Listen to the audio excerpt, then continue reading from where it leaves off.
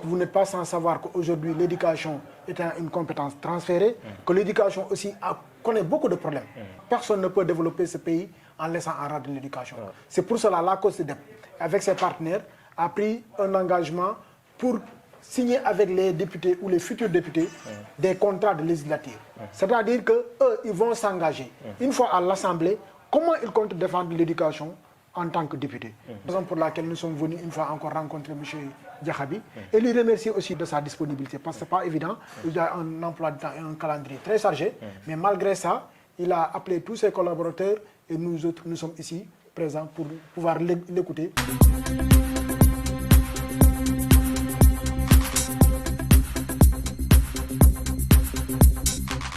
Quand nous sommes élus députés pour le compte de Kédougou, il y a un combat que nous allons mener, spécialement dans le compte de l'éducation. Il y a beaucoup de défis à relever.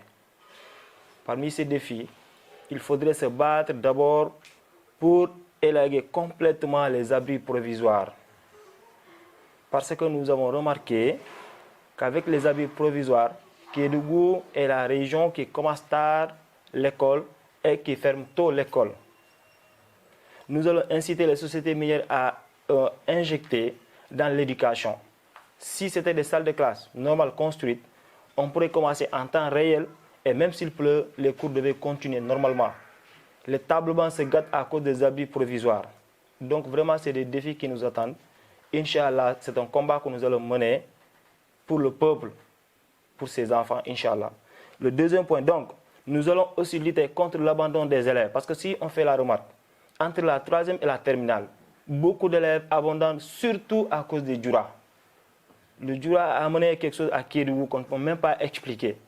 Donc, il faudrait surtout trouver des moyens pour conserver en tout cas ces élèves-là. Même si ceux-là qui abandonnent, il faut trouver ces gens-là, les insérer, même si c'est dans des centres de formation. Parce que vraiment, tout le monde, c'est vrai, ne peut pas continuer jusqu'à terminer le cycle fondamental. Mais tous ces gens-là qui ont abandonné, on pourrait les récupérer si on a en tout cas des centres de formation où ils seront qualifiés. Ensuite, ils pourront trouver un travail après leur formation. Ensuite, il faudrait aussi motiver les enseignants. Parce qu'aujourd'hui, je tiens à préciser ici que Kédougou a enregistré 141 départs. L'IA de Kédougou a enregistré 141 départs d'enseignants sur 14 arrivées. Un dixième d'enseignants qui sont partis seulement est arrivé. J'espère que ça, vraiment, c'est quelque chose qu'il faut, il faut interpeller les autorités, interpeller l'État par rapport à ça. Et nous, comme solution, nous envisageons, Inch'Allah, de proposer surtout aux sociétés minières qui sont ici à Kédougou et à l'État, de motiver les enseignants. Il y a des zones très reculées ici à Kédougou, des zones difficiles à vivre. Mais si ces enseignants-là qui vivent dans ces zones-là avaient une indemnité spéciale, à hauteur, ne serait-ce qu'à côté de 25 000 francs à 30 000 francs par fin du mois, ils vont continuer à rester et à servir. Il faut aussi que nos jeunes continuent à apprendre et à s'insérer dans l'emploi. Parce que si c'était des fils de Kédougou, ils vont continuer à servir. Demain, même s'ils étaient ailleurs, ils vont revenir à Kédougou, servir chez soi. J'espère que c'est très important. Donc les défis sont nombreux. Nous allons y travailler, Inch'Allah, une fois à l'hémicycle. Vraiment, c'est ça notre souhait. Et aussi, il faudrait aussi comprendre pour l'excellence. Parce que Kédougou doit aussi prôner pour l'excellence. On peut vraiment bel et bien avoir à Kédougou un lycée d'excellence. Les ressources sont là. Je crois que c'est juste une question d'organisation. Mais sinon, s'il y avait vraiment un lycée d'excellence, d'abord qui doit passer par des concours au niveau des classes élémentaires, faire des dictées d'excellence, des questions en tout cas liées à la science. Maintenant, ces élèves-là pourraient vraiment se retrouver dans un lycée d'excellence. Comme ça, Kédougou pourrait en tout cas présenter des cadres au niveau national, même au niveau international. Mais aussi, il faudrait aussi, parce que depuis longtemps, on entend qu'il y a une université qui est allouée à Kédougou, mais on ne voit pas. Il faudrait aussi qu'on se batte, parce que beaucoup de nos frères abandonnent l'université à cause des conditions de vie. Mais si c'était à Kédougou, par exemple, nous aurons l'occasion d'accueillir d'autres personnes chez nous ici. D'autres Sénégalais qui viendront, ou bien même du monde qui viendront à Kédougou, parce que Kédougou a une tête très riche, a beaucoup de potentialités. En dehors même des cours qui se font à l'université, ces élèves-là pourront explorer l'environnement, j'espère bien. En tout cas, une université à Kédougou, c'est une chose qui est souhaitée et c'est un combat que nous allons mener, Inch'Allah, à l'Assemblée nationale. Vraiment, nous avons beaucoup d'ambition, surtout dans le côté de l'éducation. Vraiment, dans la santé, dans l'agriculture, mais spécialement dans l'éducation, il y a des défis à relever. Oui, quelque chose a été fait, mais nous comptons nous engager. En tout cas, jusqu'à la fin de notre mandat, Inch'Allah, tous les jours, on va plaider pour l'éducation, Inch'Allah, à l'Assemblée nationale. Vraiment, c'est un peu ça le programme que nous avons, en tout cas, à présenter. Et vous remercier aussi pour votre disponibilité, le partage, vraiment. Merci beaucoup.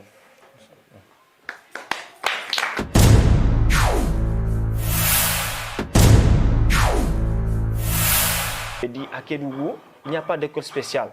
Même ces enfants qui sont nous dans nos classes là, à l'élémentaire, ce n'est pas normal de les avoir là-bas. Normalement, ils devraient avoir une école spéciale pour gérer les cas d'handicap. Normalement, comme on le voit dans d'autres régions. Mais malheureusement, comme vous l'avez dit, Kédougou est comme si Kédougou est oublié. Donc c'est pourquoi il faudrait prôner aussi pour que ces écoles-là s'ouvrent ici à Kédougou. Pour prendre très tôt en charge, en tout cas, ces enfants-là, de différentes catégories, hein, sociales, en tout cas d'handicap et vraiment, en tout cas, d'autres natures. Mais vraiment, il faudrait que ces écoles-là ouvrent à Kédougou. Parce que nous sommes au XXIe siècle quand même.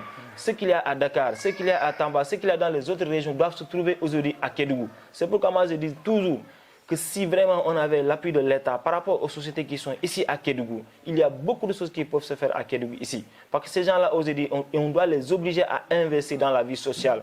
On doit les obliger à investir dans la vie éducative ici à Kédougou. On doit les obliger à investir dans l'agriculture.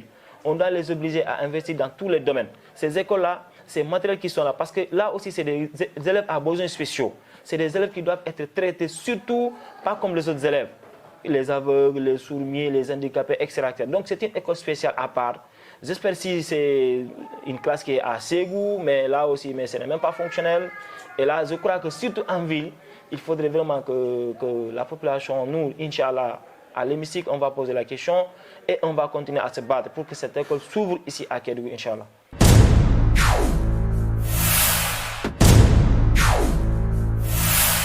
Je crois que si l'État investit, à nous maintenant, nous, la population locale, vraiment de conserver ce que l'État nous donne. Mais surtout aussi, il y a une politique qui se joue vraiment, qui ne dit pas son nom réellement. Là où l'État met des milliards, des millions, des milliards, vraiment, il faudrait qu'on trouve des gens qualifiés, des gens, normalement, même si ce n'est pas avec sa déclaration, on voit des maisons aujourd'hui qui s'effondrent ici au Sénégal. Mais surtout dans ce domaine-là, si l'État investit des milliards dans l'éducation, surtout pour la construction des classes, il faudrait que cet argent-là passe, en tout cas par des gens qui sont agréés dans la construction des salles de classe. J'espère que c'est là-bas où le problème. Mais aussi, surtout, je reviens encore, il faudrait qu'on incite les sociétés à investir. Parce que l'État peut faire, mais ces gens-là sont en train d'exploiter nos terres, nos richesses et s'enrichissent avec ça. Et donc, c'est pourquoi il faudrait qu'on les pousse à investir. Mais quand ils investissent maintenant, un comité, j'espère bien, si ça doit passer réellement par l'éducation, un comité de gestion doit vraiment exister pour mieux gérer ces choses-là. Confier une construction à quelqu'un qui n'est pas agréé, vraiment, c'est attendre seulement quelques mois pour voir. Parce qu'aujourd'hui, nous sentons que les classes, et deuxièmement aussi, il faudrait aussi qu'on s'organise. Parce que nous voyons des sites aujourd'hui, là où il y a les classes, c'est des sites vraiment qui ne devaient pas accueillir l'école dans les villages. C'est ce qui fait réellement que quelquefois, si la classe est construite, au bout de quelques mois, un an, la classe elle s'effondre. Mais aussi les populations aussi, ils doivent choisir un bon site pour l'école et aussi choisir des gens vraiment qui s'engagent dans le travail pour que l'argent là vraiment ne soit pas en tout cas dépensé pour rien du tout.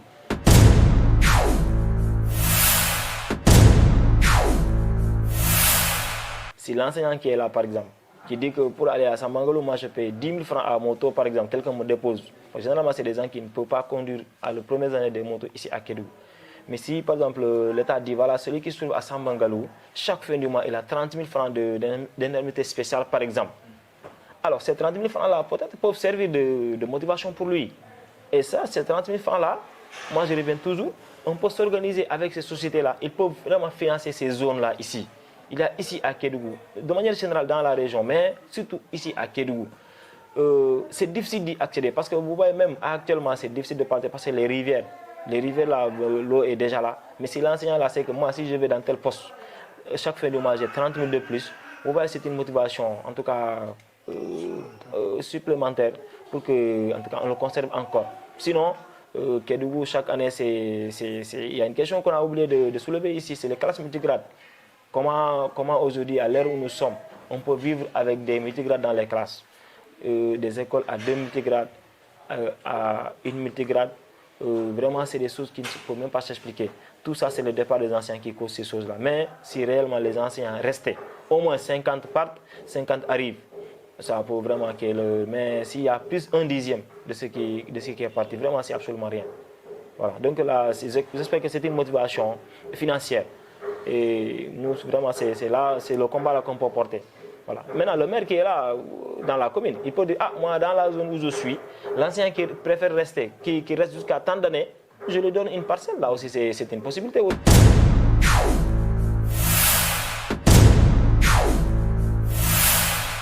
Là aussi, j'espère que c'est une question très importante, vu surtout le numérique aujourd'hui. Le monde là, maintenant, on a le monde entre nos mains, là où nous allons. Mais surtout aussi initier nos enfants, en tout cas manipuler les ordinateurs, le numérique dès le bas âge. On le voit que peut-être qu'ici à Kédougou, mais bon, un peu seulement. Mais on peut élargir ça, en tout cas, à d'autres écoles. J'espère que le défi à relever dans ce cas-là, c'est l'électrification. Si l'école est électrifiée, par exemple, en tout cas des machines, des matériels pouvant arriver, et on peut prendre des moniteurs qui peuvent former les élèves là, en tout cas, aux différents en tout cas, outils à utiliser. Mais surtout aussi, mais en ville, il y a le courant, mais le matériel manque aussi. Donc, il faudrait se battre dans ce domaine-là aussi. Les partenaires, surtout les décrochés, pour en tout cas doter les écoles de matériel, en tout cas, dans le cadre vraiment du numérique.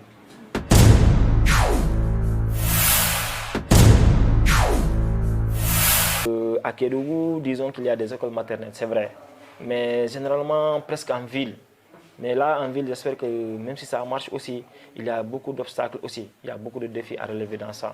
Parce qu'il faudrait bien former les enseignants par rapport à la prise en charge de ces élèves-là. La communication, c'est des tout petits qui sont là, qui ne sont pas à la maison, qui doivent se familiariser avec les camarades. Donc, il faudrait qu'on aide à former les enseignants, d'abord, pour vraiment en tout cas prendre en charge ces enfants-là. Mais surtout aussi, équiper ces écoles-là. Parce que les jouets, l'enfant ne connaît que le jouet. Les jouets, donner le temps libre vraiment aux enfants de jouer avec des moniteurs capables, mais aussi penser à élargir aussi les écoles qui sont hors commune aussi. Vraiment, le monde est là. Parce que si vous voyez un peu, c'est ça, quelqu'un qui a fréquenté les sections, généralement, s'il arrive jusqu'à une grande section, il saute même le CI parce qu'il a des acquis, là, vraiment, au lieu de retarder, il faut l'amener directement au CP pour qu'il continue en tout cas le cursus. Donc là, vraiment, c'est une question. On va en tout cas mettre ça dans l'agenda et poser ça, Inch'Allah. vraiment, de manière générale, voilà, en tout cas, Inch'Allah, nos attentes par rapport à l'éducation.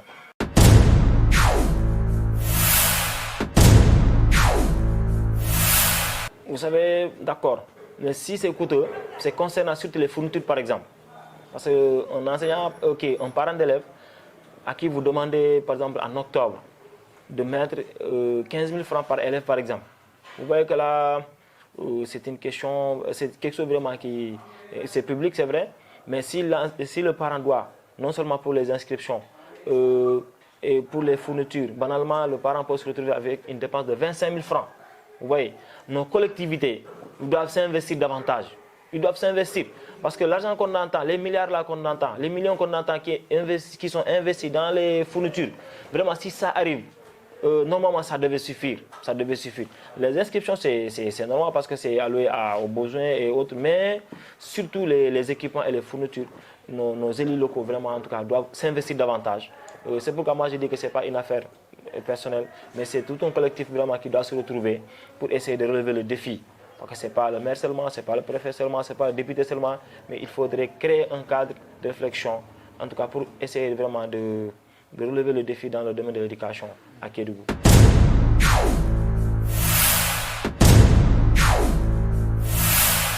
C'est vrai que les anciens du public sont très bien formés. Ils sont très bien formés, ils sont plus formés même. Parce que si on regarde dans l'année, les sessions de formation, les séminaires, le public fait plus de formation que le privé. Mais dans le privé, la différence est que le temps d'enseignement, par exemple, est beaucoup plus, en tout cas, long que ce qu'on fait à l'élémentaire. Alors, là aussi, j'espère, comme on l'a dit, les renforcements, surtout les renforcements. L'élève qui est là, qui ne peut pas lire, un groupe d'enfants qui est là, a besoin spécial. Donc, on peut motiver les enseignants pour qu'ils aident ces enfants-là vraiment à relever le niveau, soit en mathématiques ou bien en lecture, etc. Donc, l'éducation, pour en tout cas motiver les parents à laisser leurs enfants, en tout cas dans le public aussi, il faudrait qu'on mette l'accent sur la qualité aussi. Parce que c'est surtout ça, la réussite des enfants, c'est ça qui soucie les kids. Mais il y a l'effet des grèves aussi. Vous savez, le public, ils sont là avec l'État, quelquefois, c'est des tiraillements.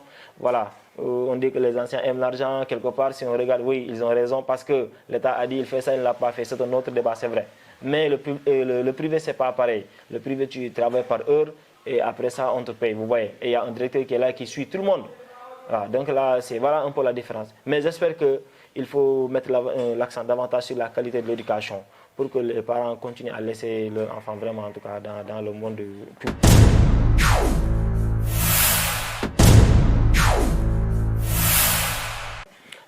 D'abord avec un grand plaisir. Parce qu'aujourd'hui, il faudrait qu'on sente qu'il y a des gens qui se soucient de l'éducation.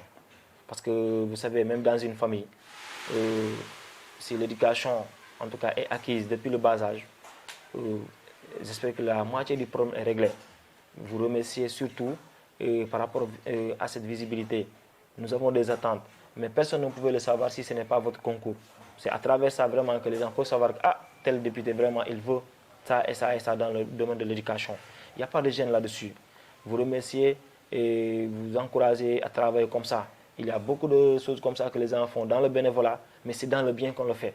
Parce qu'aujourd'hui, comme vous êtes en train de le faire, il y en a qui ne font que le porte-chapeau qu'aux enseignants seulement, ou bien qu'à l'État seulement, alors que c'est un partenariat qui est là. L'éducation est en tout cas un partenariat entre l'État, les enseignants, les projets et aussi les parents. Chacun a une part de responsabilité là-dedans. Mais vous voyez tout ça, il faudrait passer par vous vraiment pour dire ça aux gens, vous remercier en tout cas pour votre travail que vous faites.